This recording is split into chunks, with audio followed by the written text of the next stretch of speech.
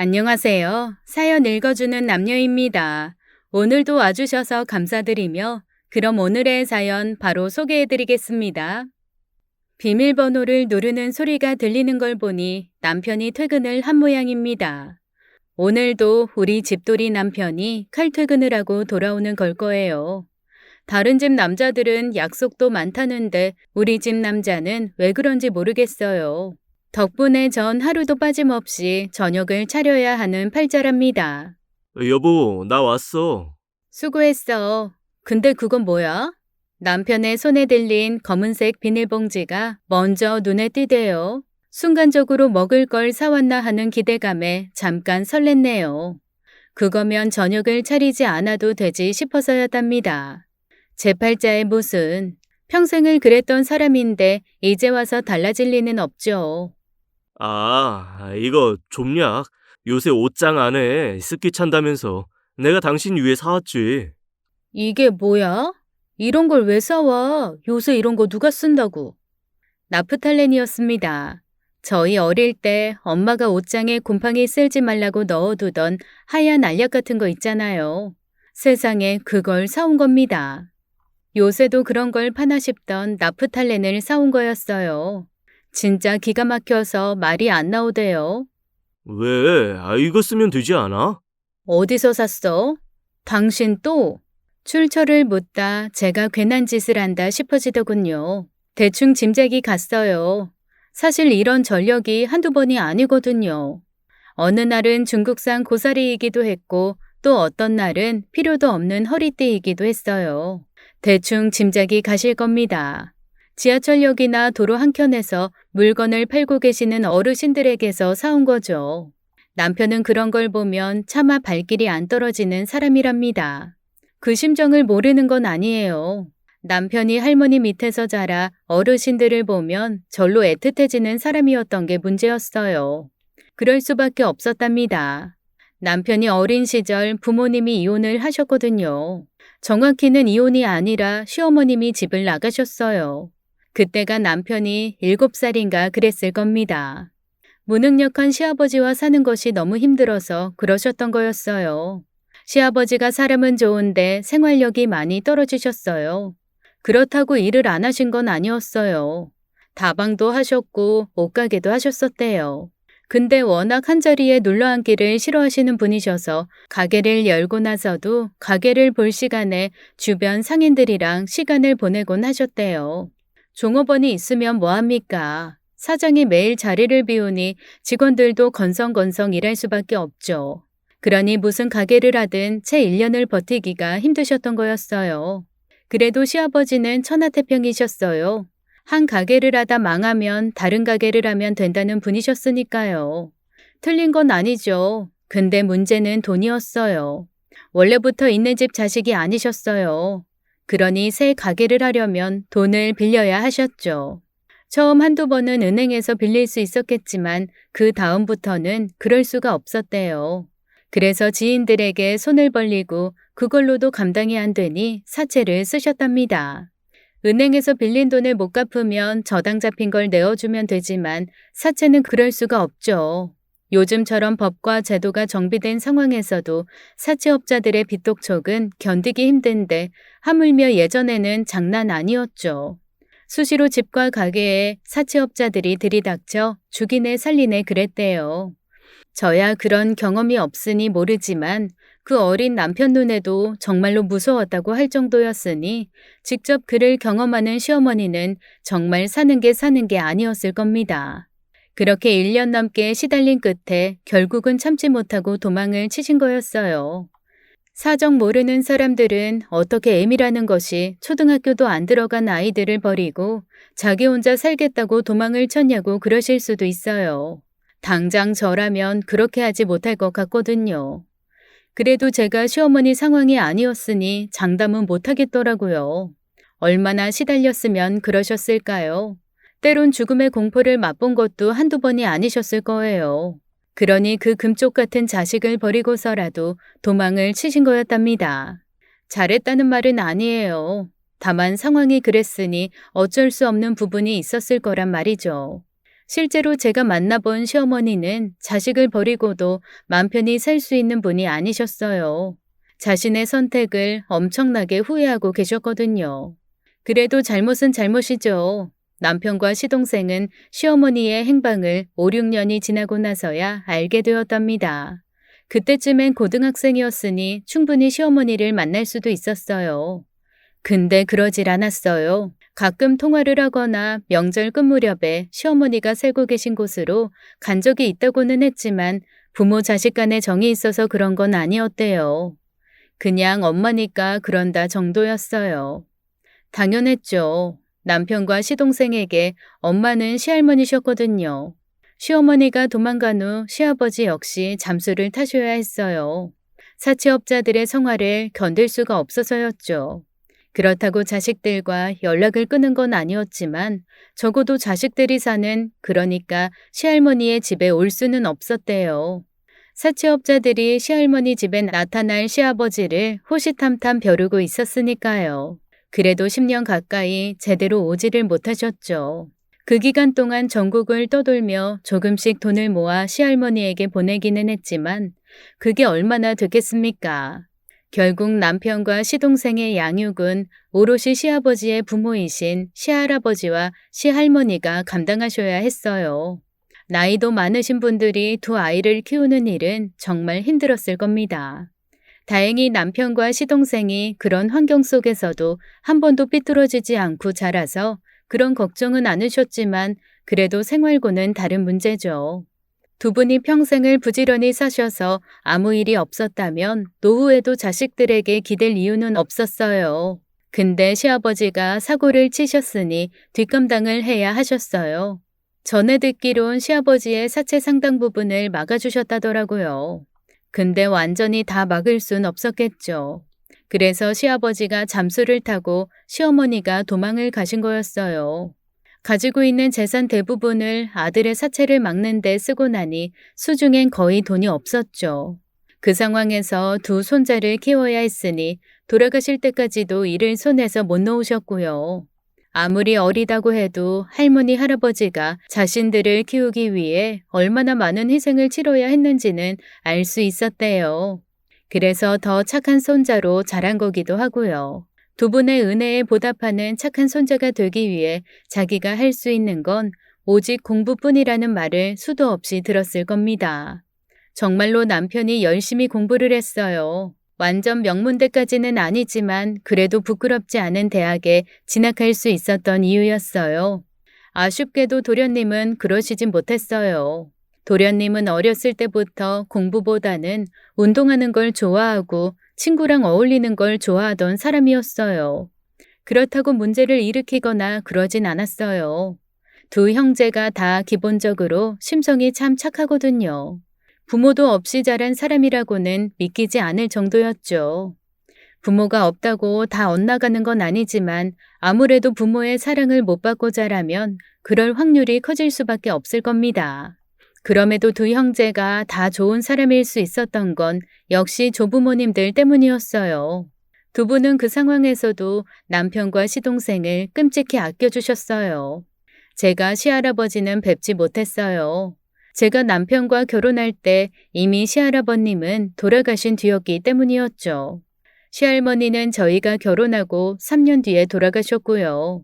그 3년 자주 뵙지는 못했지만 그래도 시할머니가 얼마나 큰 사랑으로 두 사람을 키웠는지는 분명히 알 수 있었어요. 손자가 얼마나 예뻤으면 부족한 저조차도 금이야 오기야 해주셨겠습니까?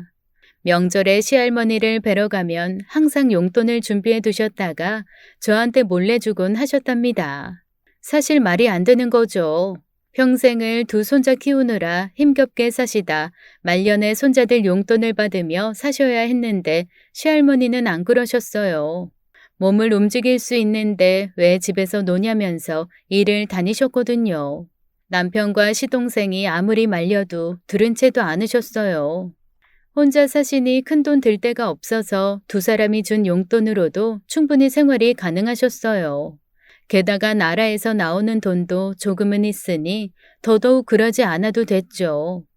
그런데도 일을 다니신 건 역시 두 손자들에게 조금이라도 더 많은 걸 남겨주고 싶다는 욕망 때문이었습니다. 저한테 용돈을 주신 것도 같은 이유셨어요. 종수한테는 말하지 말아라. 이거 갖고 있다가 너 먹고 싶은 거 사 먹고. 할머니, 괜찮아요. 저희 돈 잘 벌어요. 저희도 회사 잘 다니고 저도 회사 다녀서 월급 많이 받는걸요? 안다. 우리 종수가 얼마나 공부를 잘했는데. 그래서 좋은 대학도 가고 좋은 회사에도 다니잖니. 할미 용돈도 매달 주고 고맙다. 너희들 생활비도 적잖이 들 텐데 할미라는 게 보태주지는 못할 망정 용돈이나 받아 쓰고. 너한테 너무 고마워. 고맙다. 아니에요. 할머님이 저희 그이랑 도련님 키우느라고 얼마나 고생했다는 걸 알고 있는걸요. 저희가 매번 그 이야기 해요. 자기가 빨리 성공해서 할머니 더 좋은 집 지어드리는 게 꿈이라고요. 그러니까 오래오래 건강하게 사세요. 오빠가 성공해서 지어드리는 집에서 행복하게 사셔야 하잖아요. 그래야지. 우리 종수가 좋은 사람 만나서 결혼하는 걸 봤으니 이제 종호 결혼하는 것 보고 거기서 손자 나오는 것도 봐야지. 걱정 마라. 내가 오래오래 살 거다. 그러려면 일을 해야지. 니들한테 손 벌리는 사람은 되고 싶지 않아서 그런다. 정말로 따뜻한 분이셨어요. 저희 남편이 왜 그리 따뜻한 사람이었는지를 알게 해준 분이셨죠. 그런 분 밑에서 자랐으니 안 그리 되는 게 더 이상한 거였어요. 시할머니도 그랬지만 시할아버지도 할머니 못지 않으셨대요. 단 한 번도 두 형제를 혼내지 않으신 그런 분이시래요. 언제나 두 형제를 응원하고 지지해준 분이셨다더라고요. 저도 한번 뵐 수 있었으면 참 좋았을 텐데 그러지 못한 게 많이 아쉬웠어요. 남편의 꿈이 채 이루어지기도 전에 시할머니가 돌아가셨어요. 저희 결혼하고 3년 정도 됐을 때였어요. 그때 제 뱃속에 저희 딸 정연이가 있었어요. 할머니가 그 아이를 못 보고 가신 게 너무 안타까웠답니다. 남편과 시동생이 얼마나 슬프게 울었는지 모른답니다. 시아버지 역시 마찬가지셨어요. 시아버지는 사체 독촉이 뜸해질 무렵이 되어선 다시 시할머니 옆으로 오셨답니다. 주민등록도 말소된 분이시라 제대로 일도 못했지만 그래도 시할머니 옆에 계시면서 이런저런 동네 일을 거들며 시할아버지가 떠난 자리를 잘 메워주셨어요. 새 부자의 오열 속에 할머니가 떠나신 후 할머니가 남겨주신 유산을 보고는 또 얼마나 울었는지 모릅니다. 할머니는 새 부자 앞으로 각각의 통장을 만들어 놓으셨더라고요. 그것도 할머니 명의가 아닌 각자의 명의였어요. 말로는 그랬대요. 당신이 필요해서 그러니 각자 이름으로 된 통장을 만들어서 달라고요. 쉽게 말하면 명의를 빌려가신 거였어요. 누가 안 된다 그러겠어요. 당연히 필요해서 그러나 보다 하고 통장을 만들어 드렸죠. 근데 그게 당신이 필요해서 그런 게 아니었더군요. 남편과 도련님이 각자 용돈을 챙겨주기 이전부터 매달 일정액의 돈을 저축해 놓으셨더라고요. 용돈을 드린 이후에는 그 돈이 딱 용돈만큼 들었고요. 결국 할머니는 손자들이 준 용돈을 한 푼도 쓰지 않으셨다는 거였죠. 그러면서도 저한테 용돈을 주셨던 분이세요. 할머니랑 그리 큰 정이 없던 저조차도 그걸 보면서 펑펑 울었는데 하물며 새 부자는 어땠겠습니까? 특히 자신 때문에 평생 고생만 하다 돌아가시게 만든 당사자인 시아버지는 정말 대성통곡을 하셨답니다. 진짜 부모의 사랑이란 게 그리도 대단한 거였더군요. 어쩌면 시할머니는 두 손자보다도 더 시아버지가 걱정되신 건 아니었을까요? 두 손자야 다들 사회에 나가서 자리를 잡고 살았지만 시아버지는 여전히 제대로 된 일을 못하셨으니 그럴 수밖에 없었을 겁니다. 그래서 통장을 따로 만드셨을 테고요. 근데 시아버지는 그 통장을 받으려고 하질 않으셨어요. 이 통장 나는 못 받는다. 여기 있는 돈 찾아서 너랑 종호가 가져라. 네 할머니가 평생 자식처럼 돌본 너희들 손에 넘어가면 만족해 하실 거다. 아빠는 진짜 할머니가 주신 거잖아요. 할머니가 아빠 걱정을 얼마나 했는데. 안 그래도 종호랑 이야기했어요. 저희한테 물려주신 통장에 있는 돈 다 찾아서 아빠한테 주자고. 이 정도면 다른 건 몰라도 조그만 가게는 할 수 있지 않을까. 모자라면 내가 대출을 좀 더 받아서 줄게요. 이놈이 끝까지 지 애비를 불효자로 만드네. 싫다. 아이 그리고 며느리 앞에서 꼭 애비를 못난 사람으로 만들고 싶으냐? 안 그래도 며느리 보기 부끄러워 죽겠는 사람인데. 에이, 미안하다 애기야. 시아비가 이 모양이라 내가 얼굴 들 낯이 없다. 무슨 말씀을 그렇게 하세요? 저도 이 말이 맞다고 생각해요. 할머님이 아버님 걱정 많이 하셨어요. 이제 할머니도 없으시니 혼자신데 그러니 더더욱 할머니 걱정 안 하시게 사셔야 하잖아요. 저희는 할머니가 이 통장 만들어주신 것만으로도 감사해요. 그러니 이 말대로 하세요. 시아버지가 정말로 부끄러워하셨어요. 자식들만이라면 그나마 괜찮았을 테지만 저까지 엮여 있다 보니 더 그러신 거였어요. 평생 자식한테 해준 것 없다는 후회로 똘똘 뭉치신 분이니 그 돈을 받으려고 하질 않으셨답니다. 그러나 저까지 나서서 그러니 방법이 없으셨어요. 그래서 그 돈으로 조그만 가게를 하시게 되었답니다. 서울이었다면 탁도 없었겠지만 시골이야 임대료도 싸니 가능했어요. 정말 열심히 하셨어요. 젊었을 때 그렇게 하셨다면 지금 부자가 되시고도 남으셨을 거예요. 근데 그게 쉬운 일은 아니겠죠. 그렇게 할머니와 할아버지의 유산으로 새 부자는 안정된 삶을 꾸릴 수 있게 된 거죠. 그런 환경에서 태어나고 자랐으니 남편이 시조부모님 또래의 사람들만 보면 눈이 뒤집혀서 이성적인 판단을 못하는 거였답니다. 속이 타긴 하지만 그걸 뻔히 아니 저도 더 이상 남편을 나무랄 수도 없던 거였어요. 사실 그조차도 뭘 할 일이 아니죠. 그만큼 따뜻한 마음을 가졌다는 증거니까요. 그런 사람이랑 살아서 저 많이 행복했답니다. 저희 친정에도 참 잘했고 저한테나 저희 아이한테도 엄청 좋은 사람이었어요. 자기가 겪었던 일들을 저희에게 겪게 하기 싫어 누구보다 열심히 산 사람이었죠. 그런데 그렇게 열심히 살아도 때론 원치 않는 시련을 겪게 되는 게 인생이더라고요. 어느 날부터 남편의 표정이 많이 어두워졌어요. 무슨 고민이 있는 표정이었는데 잘 말을 안 해주더라고요. 그래서 제가 막 화를 냈어요. 내가 누구야? 당신 마누라야. 고민이 있으면 누구보다 먼저 알아야 할 사람이잖아. 그런 말 몰라? 행복은 나누면 2배가 되고 슬픔은 나누면 반이 된다는 말. 그러니까 나누자고. 빨리 말해. 미안. 당신이 알면 괜히 걱정할까 봐. 진짜 자꾸 그럴 거지? 걱정하고 말고는 내가 판단해. 말해봐. 신랑의 회사가 많이 어려워졌다더군요. 신랑이 개발자예요. IT 업계에서 일을 하고 있었어요. 그게 대충 뭔지는 아실 테니 따로 설명은 드리지 않으려고요. 아무튼 신랑 회사가 그즈음 들어 신기술 개발과 사업 다각화 때문에 여러 투자를 병행했는데 그게 생각보단 잘 안 됐던 모양이었어요. 어느 회사나 그런 순간이 오게 마련이죠. 겨우 그런 걸로 걱정을 하나 싶었는데 사실 진짜 고민은 따로 있었어요. 회사 대표가 회사를 넘기려고 하는 거였답니다. 그 과정에서 기존 직원들을 상당수 물갈이한다는 루머가 퍼졌고 그래서 신랑이 고민을 한 거였어요. 신랑이 30대 중반의 선임 개발자긴 했어도 그 바닥은 워낙 변동이 심해서 안심하고 있을 상황은 아니었거든요. 그래서 자신이 혹시 일자리를 잃는 건 아닌가 고민을 했던 거였어요. 사실 고민스러운 게 맞았습니다. 저도 일을 하지만 그래도 둘이 벌다 하나가 벌면 확실히 힘들어지긴 할 테니까요. 그렇다고 티를 낼 순 없었습니다.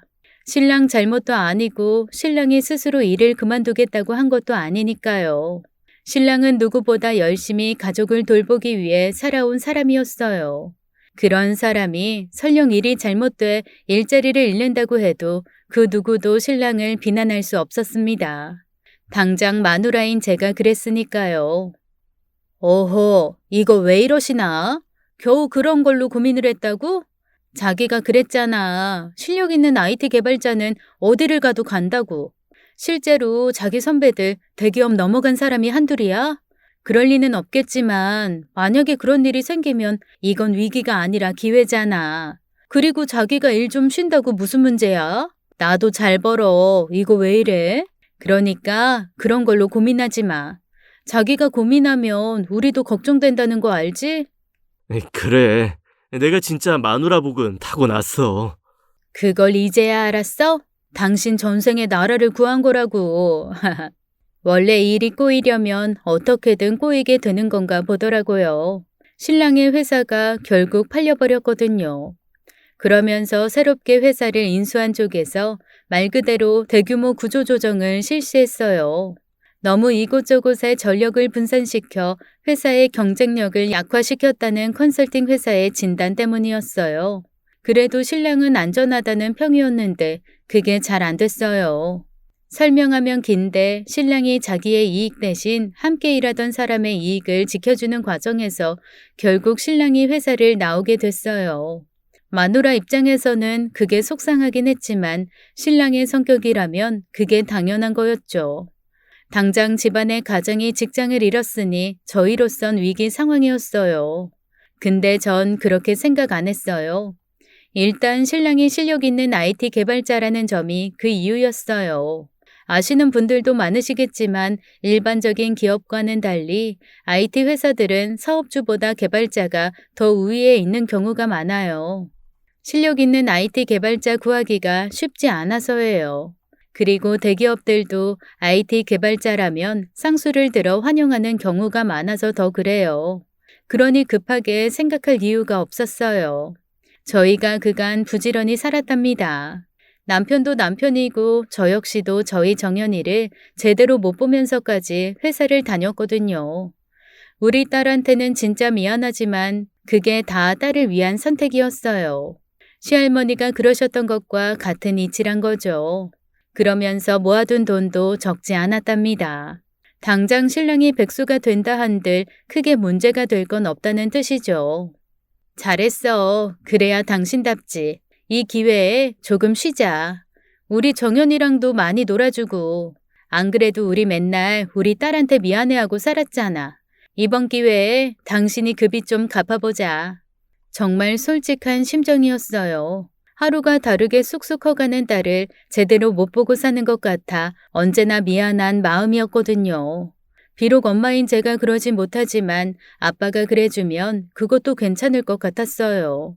그래서 그런 말을 한 거였죠. 처음엔 남편도 많이 불안해했어요. 근데 제가 그간 저희 집 경제 상황이나 지출 내역 등을 보여주며 마음 졸이지 않아도 된다는 걸 알려주니 이 사람이 비로소 마음을 놓더라고요. 제가 광고회사에 다녀서 PT 하나는 끝내주거든요. 제가 마이크를 잡으면 긴가민가 하는 광고주들도 넘어오는 판인데 누구보다 잘하는 남편 하나쯤 설득하는 건 일도 아니었답니다. 그렇게 남편이 주부의 길로 접어들었어요. 그래서 오늘 저녁은 뭔데? 오리 주물럭? 나쁘진 않은데 오리 누린내는 제대로 잡아야 할 거야. 열심히 준비해놔. 알지? 소주는 서비스인 거. 오후 서너 시가 되면 남편한테 전화를 걸어 저녁 메뉴를 물어보는 일이 어찌 그리 신나든지요. 매번 퇴근길이면 저를 걱정하게 만들었던 저녁 메뉴 선정에 대한 고민을 안 하게 되니 사는 게 30배쯤 더 편해졌답니다. 진짜 평생 그러고 살아도 그리 나쁠 것 같지 않다 싶었을 정도예요. 저만 그렇게 생각한 게 아니었어요. 제 주변 동료들도 다 저를 부러워한 게 그 증거였죠. 언니, 그거 알아? 얼마 전 포브스에서 조사했는데 지금 세상에서 가장 행복한 사람 1위가 서유림이라더라. 아, 진짜 세상 불공평하지 않아? 회사에선 실적 좋다고 칭찬받지 집에 가면 우렁이 남편이 밥 차리고 기다리고 있지. 비결이 뭐야? 나 좀 알려줘. 이것 봐라. 이 엄청난 성공 노하우를 맨입에 알려달라고? 처음엔 그리 얌전했는데 직장생활 5, 6년 하니 이젠 뺀질이가 다 됐네. 야, 이준, 내가 널 그리 가르쳤냐? 아니, 이럴 땐 달콤한 초코 케이크에다가 아이스 아메리카노 한 잔 받치면서 물어야 한다고 그랬지. 내가 아주 못 가르친 건 아니네. 그래, 그걸 아는 놈이 이런단 말이야? 빨리 안 뛰어가. 넵, 선배님. 10초 안에 대령하겠습니다. 그러니 비법 좀. 비법이라. 좋은 남자를 만나면 돼. 네 형부 같은 사람. 이제 늦었지. 유천 씨랑 이혼하지 않는 이상 그럴 순 없으니까. 하하. 언니. 돈만 생각하면 좋은 선택은 아니었지만 살다 보면 돈보다 더 중요한 게 훨씬 많은 거 아닐까요? 제가 그랬습니다. 안 그래도 화목한 가족이었지만 남편이 집에서 아이와 보내는 시간이 늘면서 더 그래졌어요. 저도 저지만 저희 아이가 진짜 좋아했어요. 엄마, 오늘 아빠랑 고양이 가게 다녀왔다? 아빠, 사진 보여줘. 고양이 진짜 귀여워. 남편이 아이를 데리고 캣카페를 다녀왔답니다. 저희 아이가 고양이나 개를 엄청 좋아하는데 집에서 기르긴 좀 그랬거든요. 아무래도 저희 둘 다 일을 했다 보니 반려동물을 제대로 키울 자신이 없어서 딸의 성화를 애써 외면했답니다. 그래서 남편이 딸을 달래주려고 캣카페를 가서 놀고 왔던 거였어요. 귀엽지? 엄마도 같이 갔으면 좋았을 텐데. 엄마도 그러면 안 돼? 엄마도 아빠처럼 회사 가지 마. 어린 아이다운 발상이었습니다. 그럼 어떻게 되는지도 모르면서 말이죠. 엄마도 회사 안 가면 우리 집은 뭘 먹고 살아. 정연이 장난감도 못 사고 고기도 못 먹을 텐데 그래도 괜찮아? 고민이 되는 눈치대요. 얼마나 귀엽든지. 그래도 남편이 집에 있으니 어느 정도는 딸을 케어해 줄 수 있어서 다행이지 싶었답니다. 딸이 좋아하는 걸 아니 남편이 또 다른 고민을 하더라고요. 말씀드렸다시피 IT 개발자, 특히나 실력이 검증된 사람이라면 여기저기서 스카우트 제의가 따라붙게 된답니다. 남편이 그런 케이스였죠. 그 바닥이 좁다 보니 남편이 회사를 나간 게 알려졌고 기다렸다는 듯 스카우트 제의가 들어왔어요. 그러나 당장은 움직일 생각이 없었습니다. 저희끼리도 최소 6개월은 쉬면서 생각해보자고 이야기를 했고요. 그리고 기존의 일은 가급적 피했으면 하는 게 남편의 뜻이기도 했습니다. 컴퓨터 개발자라고 하니 겉보기엔 꽤 근사한 직업처럼 보이지만 사실 IT 개발자라는 게 노가다와 별다를 게 없어요. 하루 종일 모니터만 쳐다보면서 온갖 변수를 수정하고 다시 재입력해야 하는 반복 작업을 주로 하거든요. 당장은 그걸 여기저기서 필요로 하니 찾는 사람도 많지만 길게 보면 변화가 필요한 일이었답니다. 사실 대부분의 IT 개발자들이 그걸 알면서도 막상 먹고 사는 게 먼저니 변화의 필요성을 알면서도 애써 외면하는 거죠. 남편이라고 안 그랬겠습니까만 다행히 시간과 기회가 주어졌으니 새로운 일을 했으면 하더라고요. 그게 바로 코인이었어요. 요즘 전 세계적으로 난리가 난 아이템인데요. 따지고 보면 돈 이야기입니다. 남편이 그쪽에 평소부터 관심이 많았었어요. 부작용에 대한 이야기도 많고 사기니 어쩌니 하는 이들도 있지만 분명히 미래 산업으로서의 가치가 있는 분야랍니다. 그래서 남편이 낮 시간에는 딸과 놀아주고 집안일도 했지만 남는 시간에는 코인에 관한 공부를 꾸준히 해오고 있었어요. 그래서 몇몇 스카우트 제의를 거절한 거였습니다. 당장은 조건도 좋고 연봉도 올라가니 혹할 법하지만 그렇게 한다면 다시 예전의 삶을 반복해야 하니 움직이려고 하지 않은 거였죠. 가정의 책임을 다해야 한다고 생각하는 남편이 그런 얘기를 몇 번 제게 했습니다. 예전에 나랑 일한 윤 선배 알지? 선배가 내 이야기 듣고 자기 회사 오라는데 직급도 올라가고 연봉도 이전 회사의 1.5배는 된다면서. 자긴 어떻게 생각해? 내 생각보단 당신 생각이 더 중요하지. 어떻게 하고 싶은데? 잘 모르겠어. 그래도 가야 하지 않을까? 당신 혼자서 일하는 것도 미안하고. 어허, 난 괜찮다니까. 당신 월급 없어도 우리 당장 먹고 사는데 아무 지장 없어. 진짜로 당신이 원하는 거라면 해도 좋지만 그게 아니라 우리 때문에 그러는 거라면 난 안 했으면 좋겠어. 노가다 하는 게 뭐 좋은 거라고. 진짜 그래도 돼? 당연하지. 대신 조건이 있어. 조건? 뭔데? 음식에 들어가는 화학 조미료 양을 줄여. 그게 건강에 나쁜 게 아니라는 건 알지만 그래도 천연 조미료만큼 좋지는 않을 거잖아. 이것만 지켜주면 돼. 쉽지? 안 쉬운데. 내가 우리 할머니 음식으로 평생을 살았어. 우리 할머니 음식 먹어봐서 알잖아. 그 감칠맛. 할머니 짬뽕 먹고 싶다. 암튼 그 비결이 미원이라고. 내가 그걸 먹고 자랐는데 어떻게 미원을 줄이라고 말할 수가 있어. 차라리 나 회사 나갈래.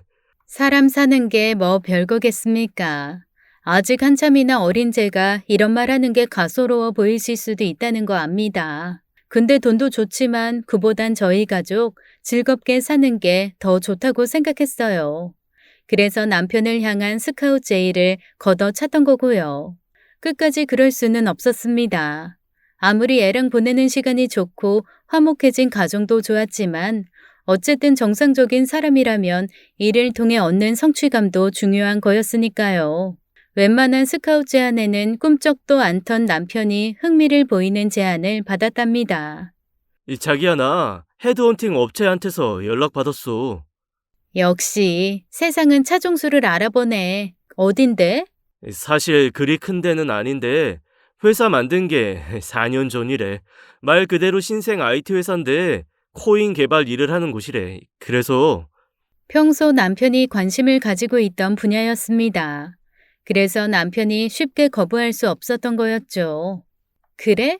자기가 배우고 싶다던 일이잖아. 그래서 바로 출근하래? 그건 아니야. 일단 헤드헌팅 회사에서 7배수 정도로 후보자 추려서 제안하고 그 업체에서 낙점한 두세 명 정도로 면접을 보게 될 것 같아. 내가 그쪽 경력이 없어서 서류에서도 미끄러질 확률이 높지만 한번 해봤으면 하고. 그래, 누군 처음부터 잘하나? 그리고 그 사람들도 눈이 있으면 당신 뽑을 거야. 아무리 신생회사라 해도 남편이 코인 쪽에서의 업무 경험이 없으니 쉽지 않을 거였어요. 그래도 헤드헌팅 업체에서 남편에게 제안이 왔다는 건 가능성이 있다는 뜻이니 일단은 시도를 해본다더군요. 그렇게 이력서를 제출하고 한 보름이 지났을 때였습니다. 퇴근하고 집에 갔는데 남편이 싱글벙글이대요. 나 서류 통과했어. 다음 주에 면접 보재. 정말? 잘 됐다. 면접이 다음 주라고? 당신 정장 한 벌 사야겠네. 정장이 왜 필요해? 그것 말고 다른 걸 준비해야지. 그날부터 남편이 밤을 새다시피 했습니다. 평소 코인에 대해 공부한 것들을 정리하고 일종의 사업 계획서를 만드는 작업을 한다면서요. 집안일도 잘해온 사람이지만 그보다는 업무 능력이 더 뛰어난 사람이었어요. 오랜만에 일을 손에 잡으니 사람이 달라지대요. 칭얼대는 딸을 달래 남편에게 못 가게 하느라고 제가 혼났지만 그만큼 남편에게는 중요한 면접이었으니 최대한 도와주려고 애썼답니다. 그렇게 다가온 면접날 출근하기 전전날 사두었던 엿과 찹쌀떡을 건넸어요. 이게 뭐야? 내가 수험생도 아닌데. 꼭 수험생만 먹으라는 법 있어? 그냥 먹어. 먹고 힘내서 철썩 붙어버려. 파이팅! 나 회사 다녀올게. 제 일도 아닌데 그날 하루 종일 안절부절 못했습니다.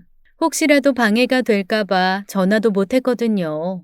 남편의 면접 시간이 2시였어요.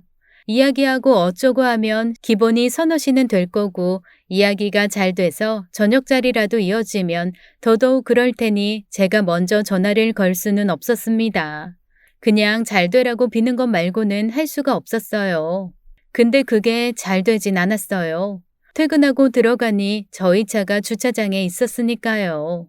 이미 남편이 와 있었다는 뜻이었습니다. 사실 그것만으로는 면접의 당락을 알 수는 없었습니다만 금세 본 남편의 얼굴에 시무룩함이 가득이었으니 대충은 결과를 짐작할 수 있었어요. 역시 그렇더군요. 왔어? 밥 먹어야지. 잠시만 기다려. 밥은 됐고 오늘 면접 간 건 어땠어? 뭐래? 글렀어. 모든 면접자들이 다 그렇게 생각을 합니다. 다른 사람들보다 자기가 못했다고 생각하는 게 일반적인 면접자들의 태도죠. 근데 남편은 그렇게 말할 분명한 이유가 있었답니다. 제가 이야기를 다 듣고 참 남편답다고 생각했거든요. 그래서 40분이나 늦었다고? 회사에는 사정 이야기하고? 하긴 했지. 그런다고 뭐가 달라지나? 회사란 곳이 개개인 사정 봐주는 곳이 아니라는 거 자기가 잘 알잖아. 그렇긴 하지. 그냥 가지 그랬어. 하다못해 어디 내려주고 택시라도 태워주든가. 그럴 수 있는 상황이 아니었어. 어떻게 그래. 정신도 몸도 온전치 않아 보이셨는데. 잘했어. 당신 성격에 모른 채 갔으면 그걸로 훨씬 더 힘들어했을 거야. 차라리 면접에서 떨어지는 게 더 낫지. 아니다. 아직 결과도 모르잖아. 기다려보자. 남편을 위로한답시고 말은 그렇게 했지만 남편이 붙을 가능성은 없었어요. 제가 면접관이었다고 해도 약속된 시간을 40분이나 넘기고 나타난 사람을 뽑아줄 이유는 없었으니까요. 그래도 남편을 비난할 수는 없었답니다. 그날 일어났던 일은 남편으로선 모른 채 할 수 없는 일이었으니까요. 남편이 전해준 대로 전해드리면 이렇답니다. 남편이 집을 나선 게 1시경이었대요. 면접을 보러 가는 회사가 20분 남짓 걸리는 곳에 있어서 그 정도면 넉넉하다고 생각한 거죠. 맞습니다. 크게 막히는 곳도 아니니 더 그렇죠. 근데 그날 약간 비가 왔어요. 폭우까지는 아니었지만 그래도 우산 없이 나서기는 무리인 정도의 비 말입니다. 덕분에 조금씩 막히기는 했지만 그래봐야 10분 정도 더 걸렸을 테니 문제는 없다고 생각했대요. 그렇게 정체 지역을 지나가는데 저 멀리 앞쪽 횡단보도 쪽에서 지팡이를 짚고 계시는 할아버지를 보게 되었답니다. 차가 서다 말다 하는 상황이었으니 안 보일 수가 없었대요. 비까지 내리는 상황인데 우산도 없이 서 계시는 모습이 안 되어 보인 건 당연하죠. 안 그래도 할아버지 할머니만 보면 울컥하는 사람인데 그 비를 맞으며 서 계시는 걸 보고 멀쩡할 수는 없었죠. 그래도 면접 시간이 있으니 그냥 지나가면 될 일이었는데 바보 남편이 그걸 못했대요. 몸이 불편해 보이시더라고. 다른 사람들은 횡단보도를 지나가는데 그걸 못 하시고 계시잖아. 그래서 마침 할아버지 앞에서 차가 멈추길래 우산이라도 드리자 싶어 차를 세웠어. 조수석 창문을 열고 말씀드렸지. 우산 드린다고. 아이 근데 할아버지가 문을 여시잖아. 무슨 일인가 싶어 락을 푸니 할아버지가 문을 열고 타시는 거 있지. 그러더니 할아버지가 어눌한 말투로 무슨 말씀을 하셨대요. 근데 도통 무슨 소린지 알아들을 수가 없더랍니다. 뒤에서 다른 차가 오고 있으니 계속 차를 세워놓을 수가 없어서 일단 앞으로 갔대요. 할아버지, 제가 뭘 도와드리면 될까요? 분명히 뭐라고 말씀하시는데 도통 알아들을 수가 없더래요. 아무래도 어디가 아프신 분인 것 같았답니다. 그러다 잠시 신호에 걸린 틈을 타 할아버지를 자세히 살피니 그제야 목에 걸린 무언가가 눈에 띄었대요. 목걸이였어요. 정확하게 말하면 목걸이가 아니라 회사 출입증 같은 거였답니다. 거기엔 이렇게 적혀 있었다더군요. 이분은 뇌졸중 1급 환자십니다. 몸이 안 좋으셔서 의사소통도 원활치 않으셔요. 혹시 만나게 되셨다면 다음 전화번호로 연락 부탁드립니다. 그리고 휴대전화 번호가 적혀 있었대요. 이미 면접 시간이 촉박해지던 남편이 일단 차를 세우고 바로 그 번호로 전화를 걸었대요. 안녕하세요. 제가 할아버님을 길에서 만나서요. 무슨 말씀을 하시는데 알아들을 수가 없어서 부득이 전화를 드렸어요. 실례지만 할아버님과는 어떻게 되세요? 아, 저희 아빠가 또 나가셨어요? 저 딸입니다. 지금 어디신데요? 제가 바로 가겠습니다. 죄송한데 제가 갈 때까지만이라도 저희 아빠 옆에 계셔 주실 수 있을까요? 아빠가 뇌졸중 후유증으로 치매 증상도 있으셔서 혼자 놔두면 어디로 가실지 몰라서요. 평소 남편이라면 무조건 그런다고 했을 겁니다. 근데 그때는 정말 중요한 면접이 목전이었던 상황이었어요.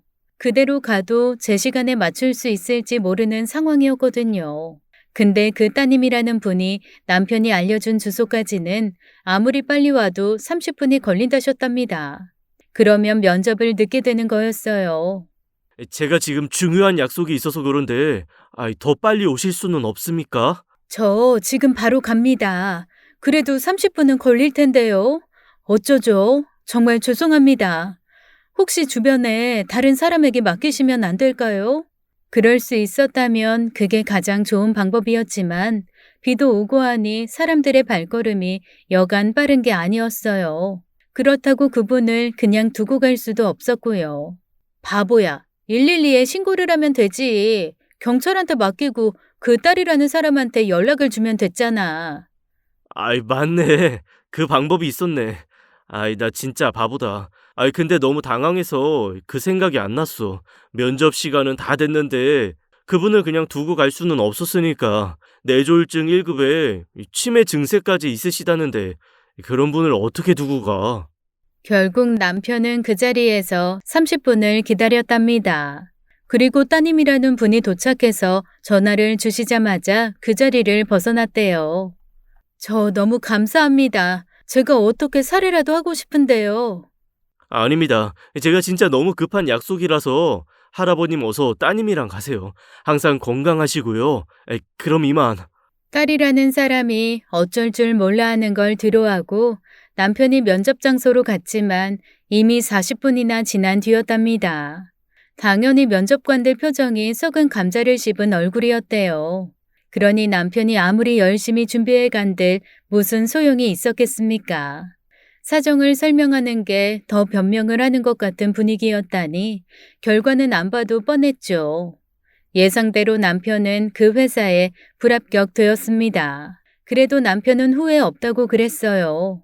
다음 날 그 딸이라는 사람이 전화를 걸어서 남편에게 살해를 한다는 걸 극구 거절한 것도 남편다운 행동이었어요.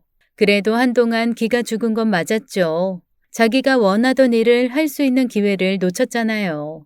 사정이 무엇이든 자기 잘못 때문에 그리 되었으니 자책을 할 만도 했죠.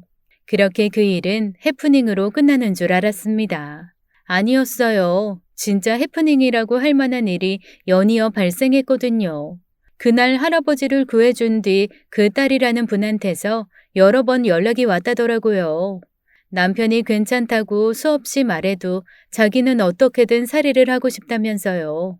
하마터면 아빠가 잘못될 뻔한 걸 막아주었으니 딸로선 당연히 그래야 한다면서요. 심지어 살해를 해야 마음이 편하니 받아달라고까지 했답니다. 그분의 심정이야 충분히 이해가 가지만 문제는 남편이 겨우 그 정도 일을 했다고 살해를 받겠다 할 사람이 아니란 거였죠. 진짜 요새는 그 사람 번호를 차단할까 싶어진다니까. 아니, 내가 한 게 뭐라고 그렇게 살해를 하겠다는 건지. 이 여자 완전 고집불통이야. 그 여자만 당신도 별다르지 않거든. 나 같으면 그냥 알았다고 그러겠다. 살해라고 해봐야 과일 바구니 하나 들고 와선 고맙다고 말하는 게 전부일 텐데. 웬만하면 알았다고 해. 그럴 필요가 뭐가 있어. 내가 아니라고 해도 다른 사람이 봤어도 그랬을 거야. 겨우 그까진 일로 살해는 무슨 살해야. 세상에 자기 같은 사람이 차고 넘친다고 생각하는 남편을 보니 괜히 웃음이 나대요. 저렇게 순에 빠져가지고 어떻게 이 험한 세상을 살까 싶기도 했고요. 그래도 기분은 좋았습니다. 저렇게 선한 사람이 내 남편이라는 게 너무 자랑스러웠어요. 그렇게만 끝났으면 별일이 없었을 텐데 문제는 그 딸이라는 여자도 남편 못지 않았다는 겁니다. 퇴근을 하고 집으로 들어서려는데 저희 빌라 주차장에 고가의 외제차가 서 있대요. 처음엔 다른 집에 누가 놀러 온 거라 생각했습니다.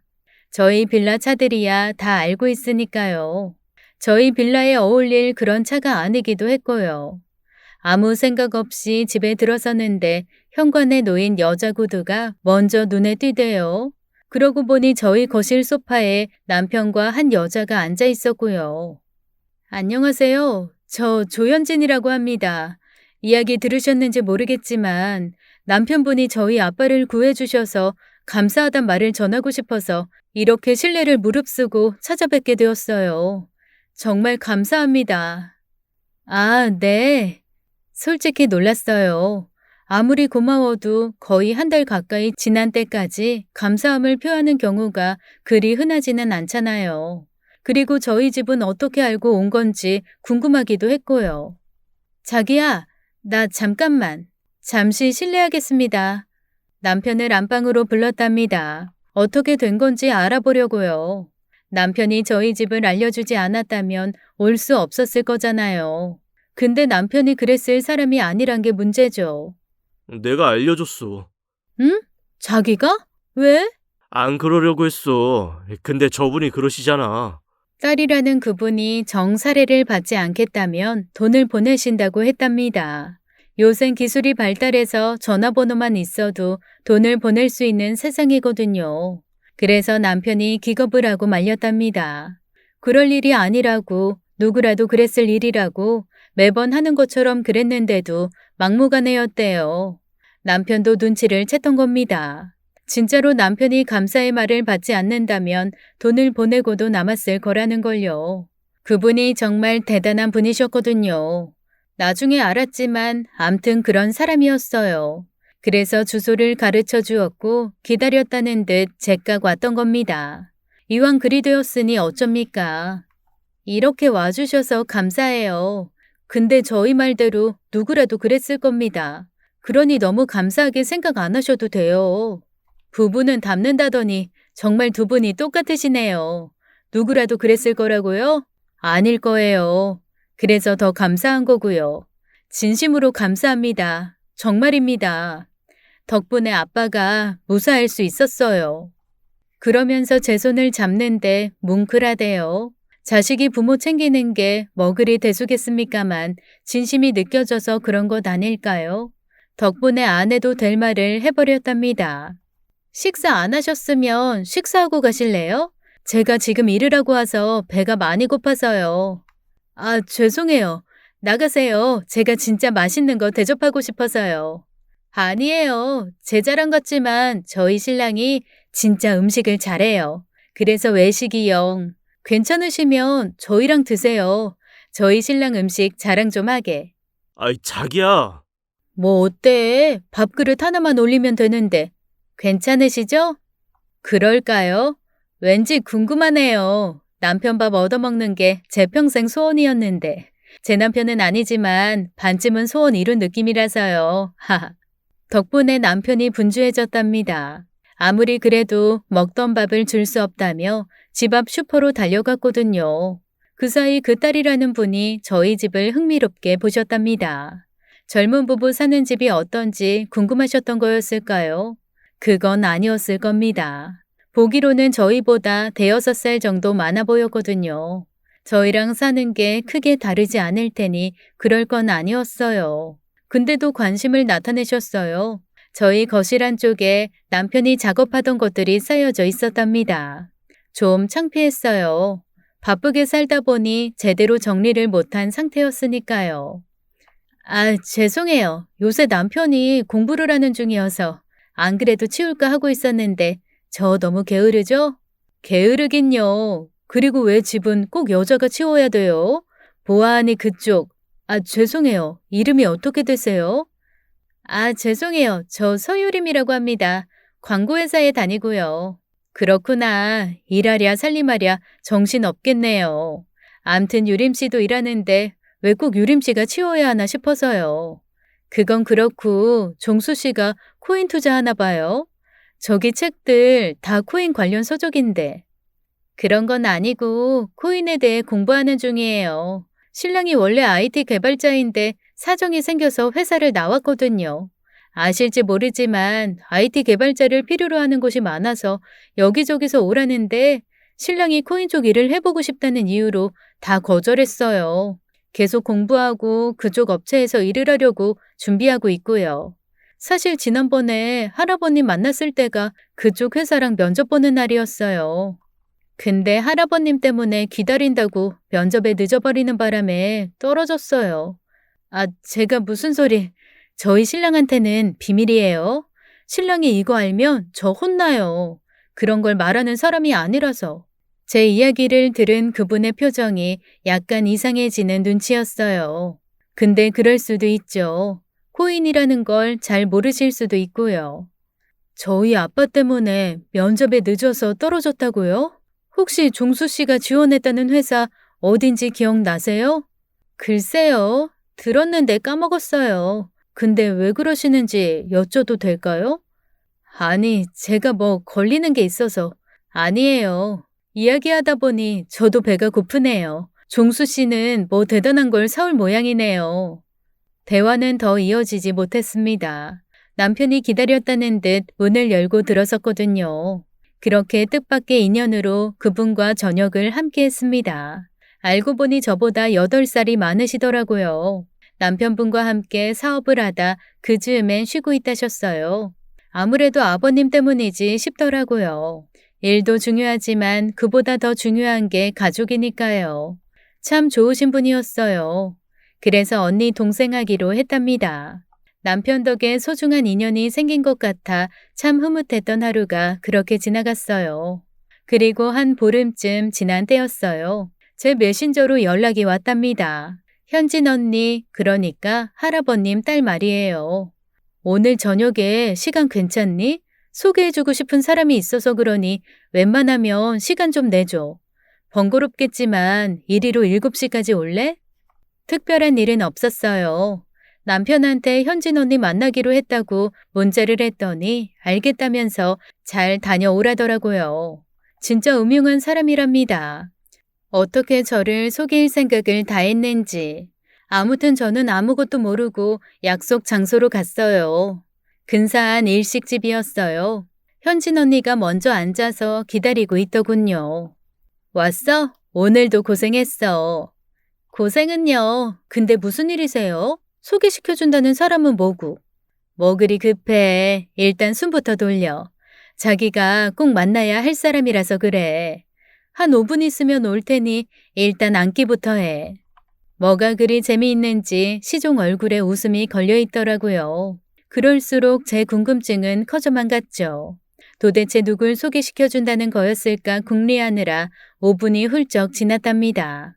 바로 그때 문을 두드리는 소리가 났어요. 부사장님, 손님 오셨어요.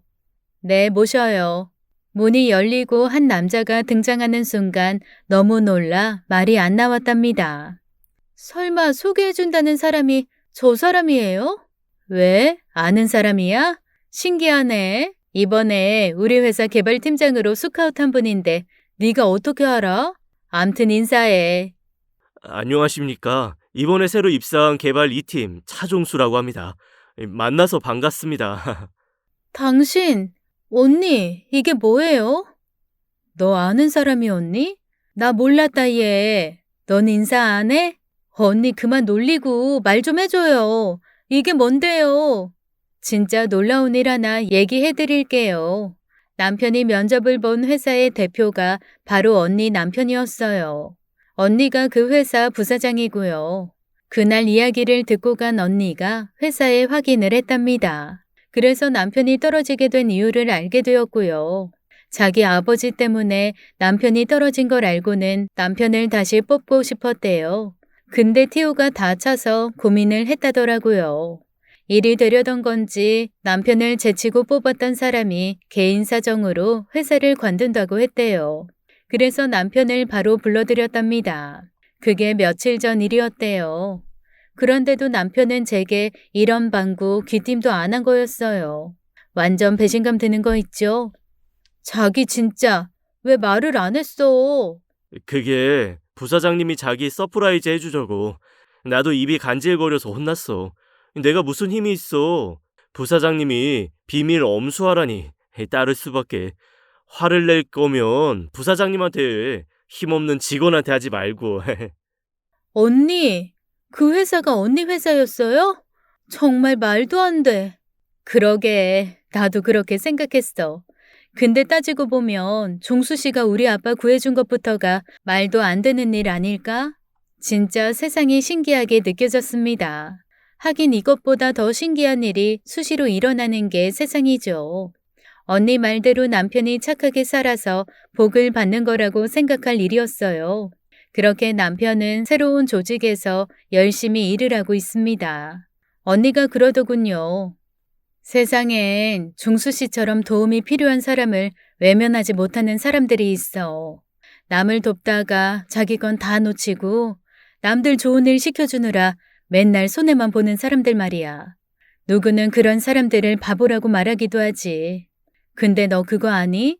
그런 바보들 때문에 우리가 사는 세상이 진짜 따뜻해지는 거야. 꼭 엄청난 일을 해야만 영웅인 건 아니야.